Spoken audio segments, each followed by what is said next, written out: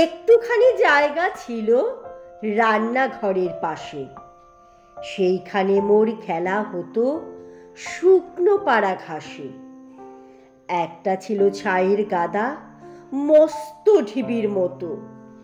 পোড়া কয়লা দিয়ে দিয়ে সাজিয়েছিলাম কত। কেউ জানে না সেইটে আমার পাহাড় মিছিমিছি। তারই তলায় পুঁতেছিলেন একটি তেঁতুল বিচি। জন্মদিনের ঘটা ছিল, 6 বছরের ছেলে। সেদিন দিল আমার গাছে প্রথম পাতা মেলে। চারদিকে তার পাঁচিল দিলেন কেরোসিনের টিনে। সকাল বিকাল জল দিয়েছি দিনের পরে দিনে। জল খাবারের অংশ আমার এনে দিতেন তাকে, কিন্তু তাহার অনেকখানি লুকিয়ে খেত কাকে।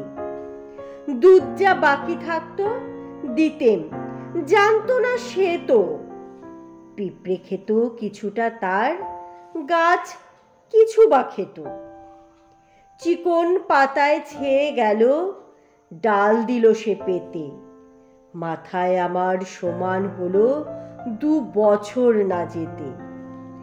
একটি মাত্র গাছ সে আমার, এইটুকু সেই কোণ। চিত্রকূটের পাহাড় তলায় সেই হলো বর্মন। কেউ জানে না সেথায় থাকেন অষ্টাবক্র মুনি। মাটির পরে দড়ি গড়ায়, কথা কন না উনি। রাত্রে শুয়ে বিছানাতে শুনতে পেতেম কানে, রাক্ষসেরা পেঁচার মতো চেঁচাতো সেইখানে। 9 বছরের জন্মদিনে তার তলে শেষ খেলা। ডালে দিলুম ফুলের মালা সেদিন সকালবেলা। বাবা গেলেন মুন্সিগঞ্জের রানাঘাটের থেকে। কলকাতাতে আমায় দিলেন পিসির কাছে রেখে। রাত্রে যখন শুয়ে বিছানায় পড়ে আমার মন, সেই তেঁতুলের গাছটি আমায় আস্তাকুড়ের কোণ। আর সেখানে সেই তপবন, বয়না সুরধুনী।